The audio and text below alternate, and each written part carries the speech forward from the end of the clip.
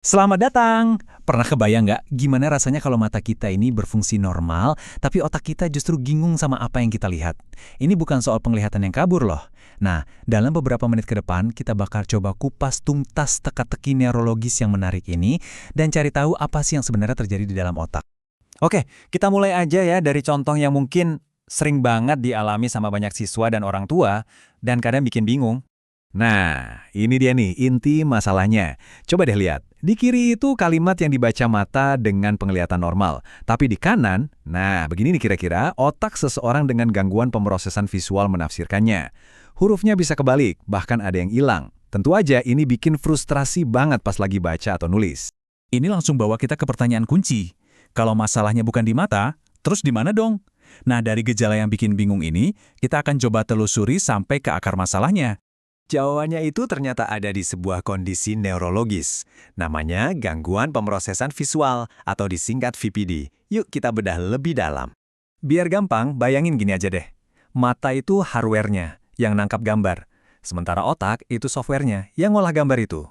Nah, di kasus VPD, hardware-nya oke banget. Matanya ngirim gambar jernih, tapi ada glitch di software-nya. Cara otaknya memproses informasi visual itu yang bermasalah.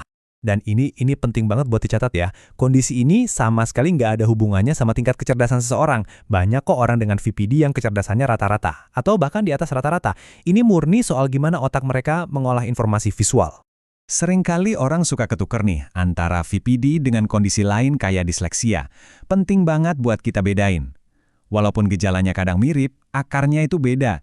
VPD itu fokusnya di persepsi visual, sementara disleksia lebih ke pemrosesan bahasa, dan diskalkulia soal angka.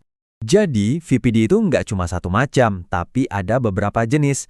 Biar lebih kebayang, yuk kita lihat 4 jenis yang paling umum dan gimana dampaknya ke kehidupan siswa sehari-hari. Nah, dari tabel ini kita jadi bisa ngerasain ya. Coba bayangin deh, frustrasinya kayak apa sih kalau kita bolak-balik nulis huruf B jadi D? Atau susahnya nyari mainan favorit di kotak yang berantakan karena otak kita nggak bisa misahin benda dari latar belakangnya. Bahkan, hal-hal kayak nulis rapih atau ngikutin baris pas baca bisa jadi perjuangan berat.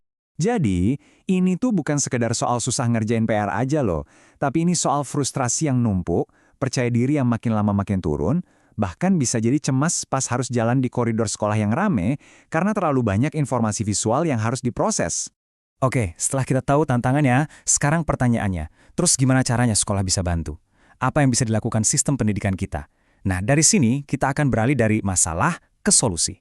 Jawabannya ternyata bukan cuma soal nyari cara buat bantu satu siswa aja, tapi lebih dari itu. Tentang membangun sebuah filosofi kelas yang bisa mendukung semua anak. Inilah yang kita sebut ruang kelas inklusif.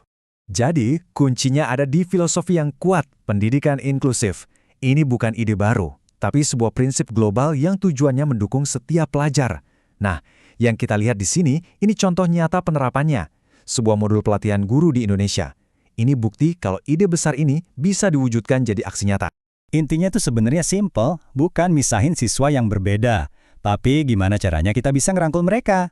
Memberikan dukungan yang mereka butuhkan biar bisa sukses di sekolah yang sama dengan teman-temannya. Tujuannya adalah setiap anak merasa jadi bagian dari komunitas sekolah. Oke, teorinya kan bagus banget ya, tapi prakteknya gimana? Yuk kita lihat langkah-langkah konkret yang bisa diambil buat bantu siswa dengan VPD dari mulai diagnosis sampai di dalam kelas. Buat para orang tua dan guru, tenang aja, ada kok alur yang jelas buat dapatin bantuan. Prosesnya dimulai dari diagnosis yang tepat oleh spesialis, lanjut ke terapi yang fokus buat ngelatih keterampilan, dan terakhir, penerapan akomodasi serta rencana pendidikan yang disesuaikan di sekolah. Biasanya, ada 2 terapi utama yang saling melengkapi. Pertama, ada terapi penglihatan. Ini kayak fitness buat otak, fungsinya buat nguatin koneksi mata dan otak. Terus yang kedua, ada terapi okupasi, yang ngebantu nerjemahin apa yang dilihat jadi gerakan nyata. Misalnya biar tulisan tangan jadi lebih rapi. Dan dukungan di kelas itu nggak harus yang ribet atau mahal loh. Seringnya, penyesuaian-penyesuaian kecil aja udah bisa bikin perbedaan besar. Contohnya, ngurangin pajangan yang bikin pusing di kelas, pakai buku cetakan besar, atau bahkan sesimpel ngasih waktu tambahan buat ngerjain tugas. Ini semua bisa bantu ngurangin beban di otak siswa. Nah, semua dukungan ini dirangkum dalam satu dokumen penting yang namanya Program Pembelajaran Individual atau PPI. Anggap aja, ini kayak game plan yang dibuat khusus buat si anak. Tujuannya, biar semua pihak, orang tua, guru, terapis, ada di tim yang sama, kerja bareng buat bantu siswa mencapai tujuannya. Oke, sekarang kita sampai di bagian akhir. Dari semua usaha ini, sebenarnya apa sih tujuan utamanya? Jawabannya sederhana, menumbuhkan keinginan untuk belajar. Kutipan dari John Lubbock ini pas banget buat ngegambarin semangat pendidikan inklusif. Jadi, tujuannya itu bukan cuma ngajarin atau transfer informasi, tapi gimana caranya kita bisa nyalain api rasa ingin tahu dan membangun kecintaan belajar di dalam diri setiap anak yang bakal mereka bawa seumur hidup. Sebagai penutup, kami mau ajak Anda semua buat merenung. Pertanyaan ini bukan cuma buat para ahli, tapi buat kita semua.